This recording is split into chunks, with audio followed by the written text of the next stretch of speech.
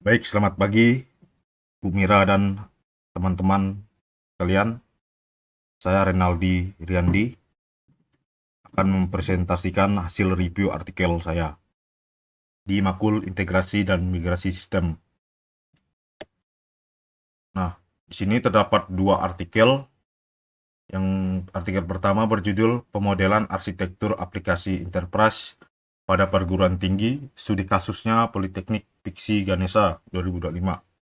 Kemudian artikel kedua judulnya Perancangan Arsitektur Enterprise Perguruan Tinggi menggunakan TOGAP ADM studi kasus Universitas Bumi Hijrah 2021. Nah, pada artikel pertama ini fokusnya itu pada integrasi sistem informasi, yakni untuk menyatukan akademik, administrasi, dan alumni dalam satu blueprint dengan detail teknis, BPMN, UML, dan kelas data.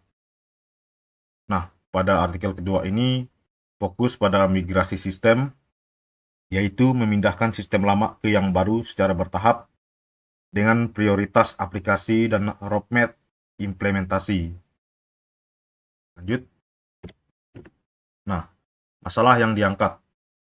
Pada artikel pertama, masalahnya adalah sistem informasi di Politeknik Piksi Ganesha masih terpisah antar unit, sehingga data tidak sinkron, menimbulkan redundansi, dan proses bisnis kurang efisien.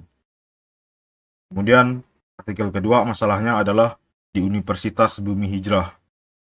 Sistem lama yang dipakai belum terintegrasi, bersifat manual di beberapa bagian, sehingga butuh roadmap migrasi menuju sistem yang lebih modern dan terhubung.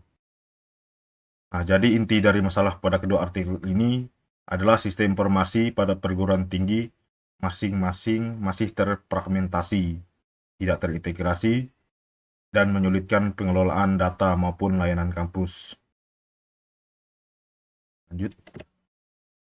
Nah, tujuan penelitian. Pada artikel pertama, yaitu bertujuan untuk menyusun blueprint arsitektur bisnis, data, aplikasi, dan teknologi di Politeknik Piksi Ganesha, sehingga sistem informasi yang sebelumnya terpisah dapat terintegrasi dalam satu kerangka kerja yang jelas. Nah, untuk artikel kedua ini bertujuan untuk merancang blueprint sistem informasi berupa kandidat, aplikasi di Universitas Bumi Hijrah, sekaligus menyusun prioritas implementasi agar sistem lama dapat dimigrasikan secara bertahap menuju sistem yang lebih modern. Nah, pada kedua artikel ini sama-sama menggunakan TOGAP ADM sebagai kerangka pengembangan arsitektur enterprise.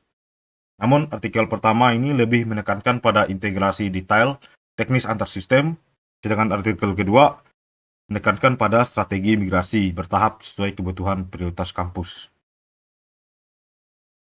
Nah, metode penelitian. Pada artikel pertama ini menggunakan TOGAP ADM dengan pendekatan pemodelan teknis seperti BPM untuk proses bisnis dan UML, use case, dan kelas diagram untuk memetakan aplikasi serta data. Nah, untuk artikel kedua menggunakan TOGAP ADM dengan cara pendekatan observasi, wawancara, dan kuesioner untuk mengumpulkan kebutuhan pengguna, lalu menyusunnya jadi blueprint sistem dan prioritas migrasi aplikasi. Nah, hasil penelitian artikel 1.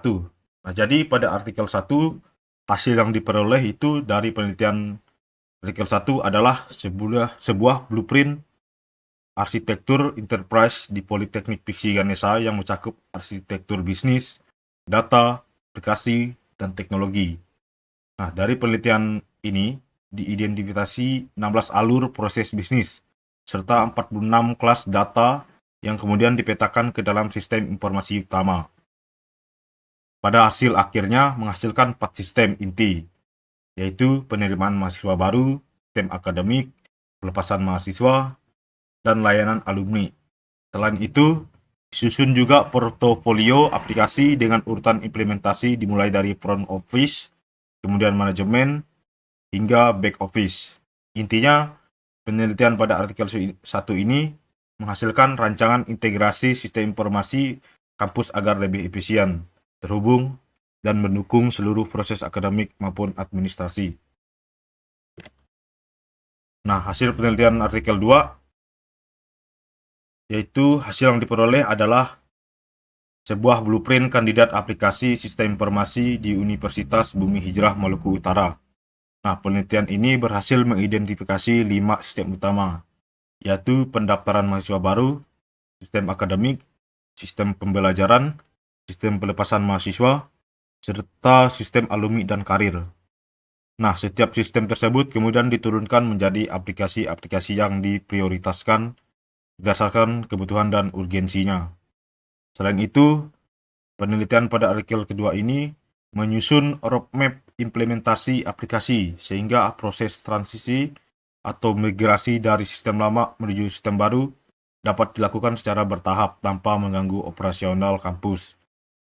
Nah, intinya penelitian pada artikel kedua ini memberikan panduan strategis untuk migrasi sistem informasi perguruan tinggi dengan fokus pada urutan prioritas aplikasi yang harus dikembangkan. Nah, jadi kesimpulannya, pada artikel 1 menekankan pada integrasi sistem, yaitu bagaimana aplikasi dan data di perguruan tinggi dapat saling terhubung dalam satu blueprint, sehingga tidak ada lagi data yang terpisah dan proses bisnis menjadi lebih efisien. Sementara itu, pada artikel kedua menekankan pada migrasi sistem, yaitu bagaimana transisi dari sistem lama ke sistem baru dilakukan secara bertahap melalui roadmap yang jelas agar tidak mengganggu operasional kampus. Nah, kedua artikel ini saling melengkapi. Jadi artikel pertama lebih fokus pada aspek teknis integrasi, sedangkan pada artikel kedua strateginya migrasi. Nah, jika digabungkan, keduanya memberikan gambaran utuh tentang bagaimana perguruan tinggi dapat membangun arsitektur sistem informasi yang terintegrasi, modern, dan berkelanjutan, yang sangat relevan dengan topik integrasi dan migrasi sistem di bidang teknologi informasi.